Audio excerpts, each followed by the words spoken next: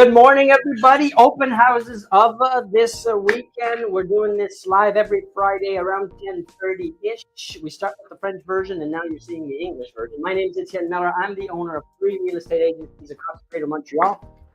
I'm accompanied by my friend and business director of development, How are you? agency director, Mike Francois. Mike is a wealth of knowledge, and that's why he's here with me. We're going to talk today about, well, we're going to show you the open houses of this weekend, but there's some articles, and I want to take a minute to discuss this. I've seen, and you see in the media, some scary titles, some stuff that if you're an owner, if you're thinking of going into real estate, could scare you, but you have to read the whole article. Now, I want to clarify that. So there was something in the on Global News. Where is it? I can't find it. Canadian spring market. I don't know where it is. I can't see it. Oh, yeah. Here it is. Spring The housing headline. market. The headline is the spring housing market dead on arrival amid tariffs. Now, why would you go do that? Now, I'm going to give you the why, Mike. I know you know the answer, but I want to tell everybody what the why is. Mateo, is this normal that there's no red lights? There you go. We're back on. You were good. You see how I know what's going on. So the market is very strong and very good in the Montreal area, in the province of Quebec. When we talk about Canada, when we talk about these articles, it's for the whole country. So Toronto, Vancouver, Calgary, different story there. Why? Well, maybe I'll let you explain. Well, first of all, the affordability. Montreal and the greater Montreal is extreme affordability. And we're even attracting people from other provinces to invest here because it's cheap, relatively cheap. Compared to the other cities. And we're the second biggest city in Canada, which means that it's very attractive, for everyone to want to invest here. The lack of inventory. So now you've got people from everywhere wanting to buy here, including people that live here. Lower interest rate. We just got another 25 basis points that came out last week. So it's really ramping up everything over here as opposed to everywhere else. Property value that have been going up for the last 25 years. Steadily. Not a drop in 25 years in Quebec for pretty much everywhere when you think of house or property value. So you don't see that in Toronto, you don't see that in Vancouver, and you don't have that in Calgary either. And that's why these articles are scary, but they're mostly, and actually not mostly, they are for Toronto and the rest of Canada, but not here in the province of Quebec, and especially not in Montreal. So that's fantastic news. No, it is. There was another headline here, Mike. I can't find it. About the recession? About the Canada. Where is it? Canada could face a recession that would extend throughout the rest of the year as United States President Donald Trump's tariff war upends economies and trade around the world, according to the Desjardins Group. So, recession, what does that mean? That's a scary thing again. Now, is it going to happen? No one knows, not even them, but it could. It could. Right? Like anything's possible. The moon could hit the earth. It could. So, first of all, a lot of people got to understand what a recession is. So, we're looking at 2 to 3 consecutive quarters where the GDP is in complete decline. So, at the end of the day, what you have to look at is to say, how does this affect the real estate market and how would that change here in Montreal? Well, here we don't seem to be affected by it too much, to be very honest with you. Okay, so if we go back historically, when there's these recessions, how long do they last? Well, they could last anywhere from 2 months, 6 months, all the way to 18 months was, I think, if I'm not mistaken, the longest back in the 80s. I'd have to check the actual data. But also, it also means that over the last 25 years, as I said before, the prices have not gone down. And we went through some micro recessions in the last 25 years. If we go back to 2020, there was a 2-month window of recession. So it's not the end of the world. It just means that we have to be careful. We have to plan ahead. We have to think. We have to read. We have to get educated. And this is the purpose of this show, is for you to not have to do all the reading and 25 years of real estate research, as we are doing for you. Just tune in every Wednesday and Fridays and get the news. And we're telling you the market is good. The market is strong. The market is hot. There's great opportunities if you're a buyer. Fantastic if you're a seller. The rates are down. Investors have the best of everything, because if there is a recession, there you go. Investors have. But still today, with the rate being what it is, price still steadily climbing. We were talking about a few weeks ago, February values or volume is up 28% year over year. That's fantastic. Yeah. And so the trend is on the up. Things are good. Don't get scared with these titles and articles. Yeah. That's just the media trying to get your attention. Let's start with our first 6 open houses of this weekend. We have properties across the Greater Montreal. We're gonna show you Notre-Dame-de-Grâce, Plateau, downtown Montreal, LaSalle, and Westmount to start off with Serge and Manon. So Serge and Manon right now in NDG on Melrose Avenue, and then we have in the Plateau we have Benjamin Guillou on Park. Followed by Ville Marie. We got Lily Lee that's got 2 listings. Lily that's been doing really great. Lily's got over 80 some listings. 96. Go see her website. 96 listings. What's the website, Mike? lilylee.com, lilylee.ca. I think Just so. Google Lily Lee and you'll see all the listings. Or even better than that, go to our website, mellergroup.ca, where you get to see thousands of listings and over 200 real estate brokers. She's really busy. She's actually growing her team as we speak. We have Camelia Fati also that's been doing really great herself.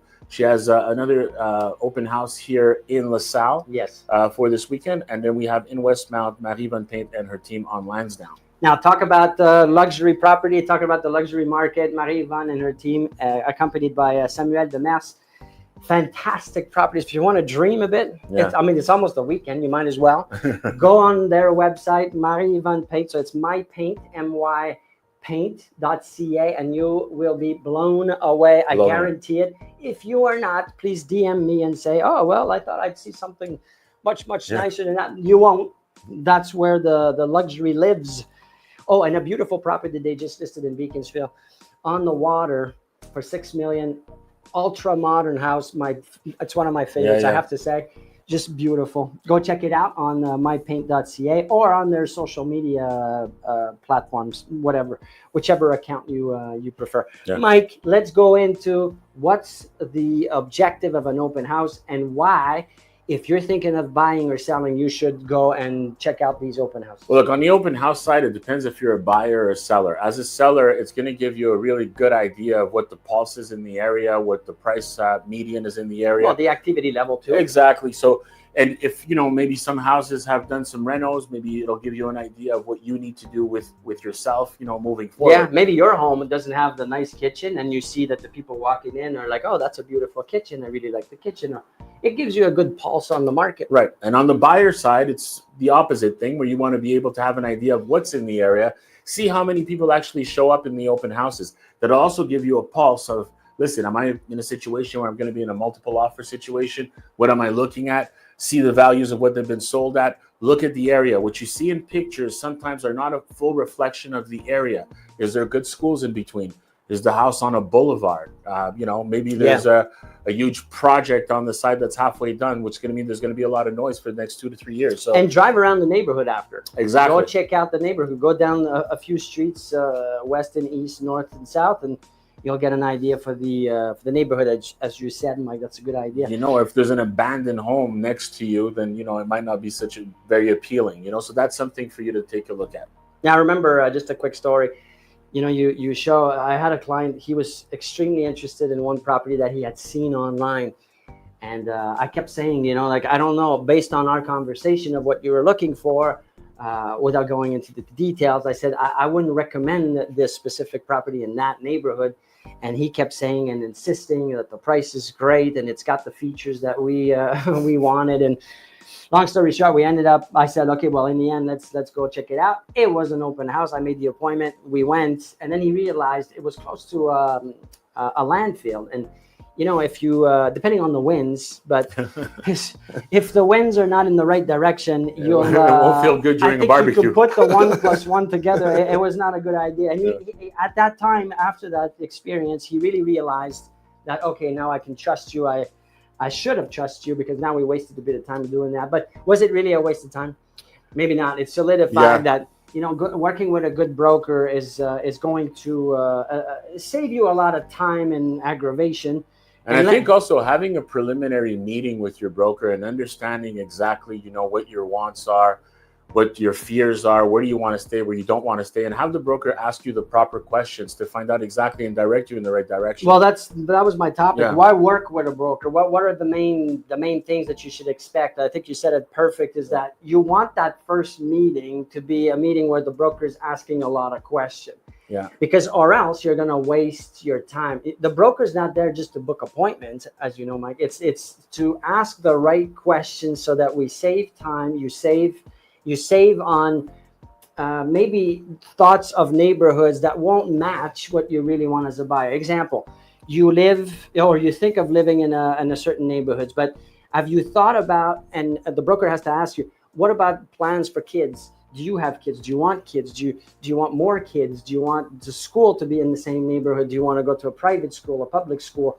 That's just on the kids side. Then it's, okay, what about appreciation of value? If that's super important for you and you know that you're only there for 5 years, well, what about a neighborhood where value goes up quicker than another value, a neighborhood where the value is still going up, but not at the same trend? Two quick examples for you, but with the right question, with the right broker asking the right question, it's gonna make the experience much more pleasant, because it's not about just finding a property at all costs. It's finding the right property, and the right questions come with the right experience, and the right environment. And to add to that, sometimes people want to go in a specific neighborhood because everyone's moving there, but it's understanding why. Did you calculate maybe what's going to be your commute in the morning? Where do you work? What's the traffic like? Can we talk about your situation, Mike? Because that's one that Mike is living every day. And I mean, if you got to cross a bridge, sometimes, it might not be, as sweet as you thought it would. So you got to look at these things into perspective ahead of time. Of course, you can't predict sometimes when things are going to happen. But I mean, it's something you want to definitely look into. Yeah, absolutely. So then when it comes to working with a broker, but you're thinking of selling, what are some of the things that the broker does? He doesn't just tell you how much he charges and how much your house is worth. There's way more work that's involved in that, and some of the stuff is it's looking at what. Well, you got to start with the certificate of location, because a lot of times, depending how old the house is, people say, "Oh, my certificate is 3 years old," but you made changes. You added a pool. You put a shed in the back. But why would we need to do this kind of work? Looking at the certificate, asking for receipts, what was done, what was not done. Do you have the backup information? Why do we want to do all these things prior to putting the house on the market? And because it's going to come into play and it's going to save you time. What if you just put the house on the market without doing all of that? And it takes time to market it, right? You know that, those that have sold, it's not instantaneous like it used to be in the 2020 during the pandemic. Now there needs to be marketing. Then what happens? You get an offer, you negotiate this, it takes a while. You then have to do an inspection, get financing. Then they realize that there's problems with the house. You, as the seller, realize there's problems with the house. The broker that you hired realizes at that point that there's problems with the house. And now the whole deal falls apart, and you just wasted all this time. Yeah. It leaves a bad impression. You have a bad experience as a seller. So picking the right broker is critical for you to have a good, positive experience that lasts, not just for as you said earlier with the French version, not just during the negotiation and the transaction part, but 10 years after the transaction goes through. And we've created actually a questionnaire, yes, for you guys. If you're interested in knowing what is it do I need to ask a broker to find out if that's the right fit for me, contact us. We'll give you that absolutely for free so that you can use it to your own grade. We also have a video, if you're interested, which falls into that questionnaire idea that showcases some of the stuff that we've done for previous owners. An example is the Brody Windsor group that has the Home Buyer Advisory Club, which I think is a fantastic idea. And as far as I know, they're the only ones doing this in the province of Quebec. You got to go check that out. Follow us on social media. You'll see that video pop up from one of the members, Scott Brody, which explains what the Home Advisory Club is, which it's an amazing initiative. This is fantastic. Okay, so more properties on open house this weekend. Let's continue, Mike. So we've got Baudinet and her team in Montreal on Avenue Marin. We have Team McGuigan in Westmount. And we have on the plateau Marie Van Paint and her team on Saint-Denis. Just as an example, the Westmount property there. Westmount is one of those cities where appreciation just keeps on going and never kind of stops, right? It's one of those towns that The appreciation is much higher, quicker, Than anywhere else. steadier, with more certainty than some other boroughs or. Why is that, you think? Well, just the proximity. Well, there's the proximity. There's the history. There's the quality of life there. There's the people. It's a community. Yeah. And so these things are important to gauge. It's not just, I want to be there. Well, what comes with that? Yeah. And that's where an experienced broker will come in and answer or facilitate that whole process. Again, why would you want to work with a broker is more than just making offers, establishing price, and the price of the broker, the commission.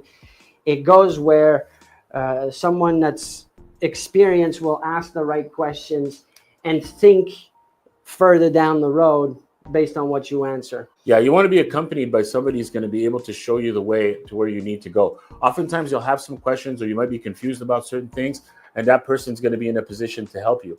And not only on the real estate side, but maybe even with their contacts and connections that they may have. Maybe you need to do some renovations. Maybe you need a good electrician. Maybe you need somebody to help you, getting financing and that kind of stuff. So being able to understand somebody that's well-rounded, that has the knowledge, that understands what they're doing is going to be very important with you moving forward. Then comes the agency side of things, our end of the thing.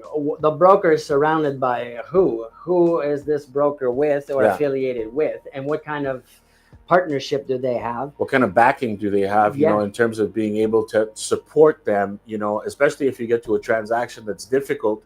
Not every broker is in every same stage or has been in the same situation. Sometimes you might have a complicated transaction where the broker himself might be like, I'm not too sure. So being able to have people on the back end to be able to help you to facilitate the situation is very important. We get these types of questions. Obviously, the brokers call us. We see this every day. So we know that there's multiple scenarios. There's many scenarios with it. It's gonna get complicated. Yeah. There's so many different potential outcomes when you're dealing with residential and or commercial real estate.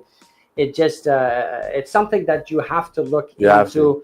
And just to make a parenthesis, don't get it twisted. We're learning too all the time, because sometimes there's these things that happen that I've never heard of ever, and then now I got to consult other people to even find out, how to deal with that. But at the end of the day, if the broker's well surrounded, then it's going to be easy peasy to get to where you're going. Easy peasy, Mike said.